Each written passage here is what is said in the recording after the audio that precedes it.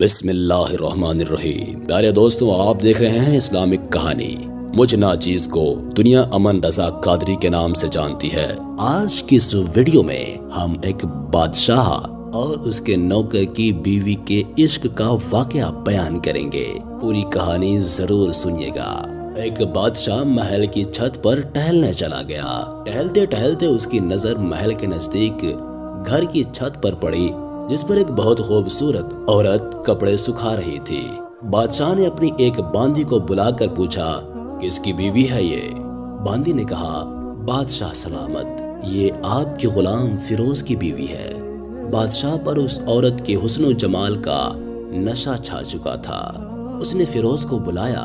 فیروز حاضر ہوا تو بادشاہ نے کہا، فیروز، ہمارا ایک کام ہے۔ ہمارا یہ خط فلاں ملک کے بادشاہ کو دے آؤ اور اس کا جواب بھی ان سے لے آنا۔ فیروز اس خط کو لے کر گھر واپس گیا۔ خط کو اپنے تکیے کے نیچے رکھا، سفر کا سامان تیار کیا، رات کو گھر میں ٹھہرا اور صبح منزل مقصود پر روانہ ہو گیا۔ اس بات سے بے خبر تھا کہ بادشاہ نے اس کے ساتھ کیا چال چلی ہے۔ ادھر فیروز جیسے ہی نظروں سے اوجھل ہوا، بادشاہ چپکے سے فیروز کے گھر پہنچا اور آہستہ سے فیروز کے گھر کا دروازہ کھٹکھٹایا۔ فیروز کی بیوی نے پوچھا، کون ہے؟ بادشاہ نے کہا، میں بادشاہ تمہارے شوہر کا مالک ہوں۔ عورت نے دروازہ کھولا۔ بادشاہ اندر آ کر بیٹھ گیا۔ فیروز کی بیوی نے حیران ہو کر کہا، آج بادشاہ سلامت یہاں ہمارے غریب خانے میں؟ بادشاہ نے کہا، یہاں مہمان بن کر آیا ہوں۔ فیروز کی بیوی نے بادشاہ کا مطلب سمجھ کر کہا، میں اللہ کی پناہ چاہتی ہوں آپ کے اس طرح آنے سے، جس میں مجھے کوئی بھلائی نظر نہیں آ رہی۔ بادشاہ نے غصے میں آ کر کہا، اے لڑکی، کیا کہہ رہی ہو تم؟ شاید تم مجھے نہیں پہچانتی۔ میں بادشاہ ہوں، تمہارے شوہر کا مالک ہوں۔ فیروز کی بیوی نے کہا، بادشاہ سلامت، میں جانتی ہوں کہ آپ ہی بادشاہ ہیں، لیکن بڑے بزرگ کہہ گئے ہیں، شیر کو اگرچہ جتنی بھی تیز بھوک لگی ہو لیکن وہ مردار کھانا شروع نہیں کر دیتا۔ اور کہا، بادشاہ سلامت، تم اس کٹورے میں پانی پینے آ گئے ہو جس میں تمہارے کتے نے پانی پیا ہے۔ بادشاہ اس عورت کی باتوں سے بڑا شرمندہ ہوا اور اس کو چھوڑ کر واپس چلا گیا، لیکن اپنے چپل وہیں پر بھول گیا۔ یہ سب تو بادشاہ کی طرف سے ہوا۔ اب فیروز کو آدھے راستے میں یاد آیا کہ جو خط بادشاہ نے اسے دیا تھا وہ تو گھر پر ہی چھوڑ آیا ہے۔ اس نے گھوڑے کو تیزی سے واپس موڑا اور اپنے گھر کی طرف لپکا۔ فیروز اپنے گھر پہنچا تو تکیے کے نیچے سے خط نکالتے وقت اس کی نظر پلنگ کے نیچے پڑے بادشاہ کے چپل پر پڑی، جو وہ جلدی میں بھول گیا تھا۔ فیروز کا سر چکرا کر رہ گیا اور سمجھ گیا کہ بادشاہ نے اس کو سفر پر صرف اس لیے بھیجا تھا تاکہ وہ اپنا مطلب پورا کر سکے۔ فیروز کسی کو کچھ بتائے بغیر چپ چاپ گھر سے نکلا۔ خط لے کر وہ چل پڑا اور کام ختم کرنے کے بعد بادشاہ کے پاس واپس آیا تو بادشاہ نے انعام کے طور پر اسے 100 دینار دیے۔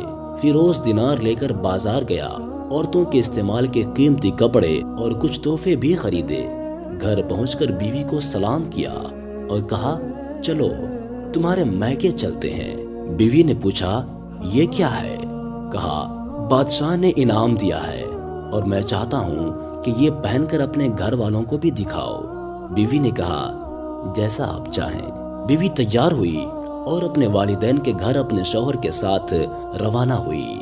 داماد اور بیٹی اور ان کے لائے گئے تحفوں کو دیکھ کر وہ لوگ بہت خوش ہوئے۔ فیروز بیوی کو چھوڑ کر واپس آ گیا اور 1 مہینہ گزر جانے کے باوجود بھی بیوی کا حال تک نہ پوچھا اور نہ اس کو واپس بلایا۔ پھر کچھ دن بعد اس کے سالے اس سے ملنے آئے اور اس سے پوچھا، فیروز، آپ ہمیں ہماری بہن سے غصے اور ناراضگی کی وجہ بتائیں یا پھر ہم آپ کو قاضی کے سامنے پیش کریں گے۔ اس نے کہا، اگر تم چاہو تو کر لو، لیکن میرے ذمے اس کا کوئی ایسا حق باقی نہیں ہے جو میں نے ادا نہ کیا ہو۔ وہ لوگ اپنا کیس قاضی کے پاس لے گئے۔ قاضی نے فیروز کو بلایا۔ قاضی اس وقت بادشاہ کے پاس بیٹھا ہوا تھا۔ لڑکی کے بھائیوں نے کہا، اللہ بادشاہ سلامت اور قاضی کو قائم و دائم رکھے۔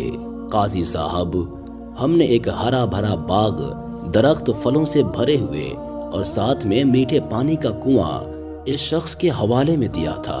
اس شخص نے ہمارا باغ اجاڑ دیا، سارے پھل کھا لیے، درخت کاٹ لیے اور کنویں کو خراب کر کے بند کر دیا۔ قاضی فیروز کی طرف متوجہ ہو کر پوچھا، ہاں تو لڑکے، تم کیا کہتے ہو اس بارے میں؟ فیروز نے کہا، قاضی صاحب، جو باغ مجھے دیا گیا تھا وہ اس سے بہتر حالت میں نے انہیں واپس کر دیا ہے۔ قاضی نے پوچھا، کیا اس نے باغ تمہارے حوالے ویسی ہی حالت میں واپس کیا ہے جیسے پہلے تھا؟ انہوں نے کہا، ہاں، وہ ویسے ہی حالت میں واپس کیا ہے، لیکن ہم اس سے باغ واپس کرنے کی وجہ پوچھنا چاہتے ہیں۔ قاضی بولا، ہاں فیروز، تم کیا کہنا چاہتے ہو اس بارے میں؟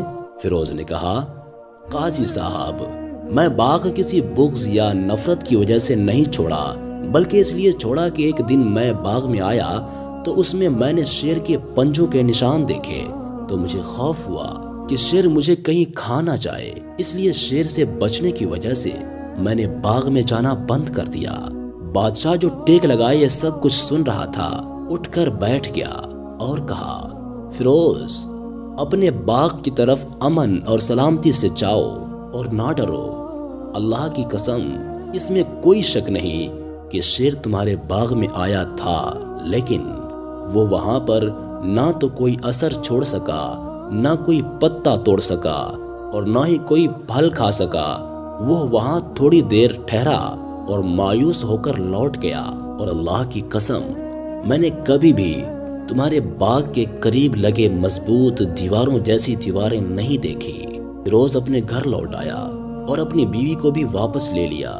یہ فیروز، اس کے سالوں اور بادشاہ کی عقل مندی تھی کہ انہوں نے سارا ماجرا ہی مثالوں سے سلجھا لیا، اور نہ تو قاضی کو پتا چل سکا، نہ درباریوں کو پتا چل سکا، اور نہ کسی اور کو کہ آخر ماجرا کیا ہے، یہ کس بارے میں بات کر رہے ہیں۔ کیا خوب بہتر ہے اپنے اہل و عیال کے راز چھپانا تاکہ لوگوں کو پتا نہ چلے، اپنے گھروں کے بھید کسی پر ظاہر نہ ہونے دیا کریں۔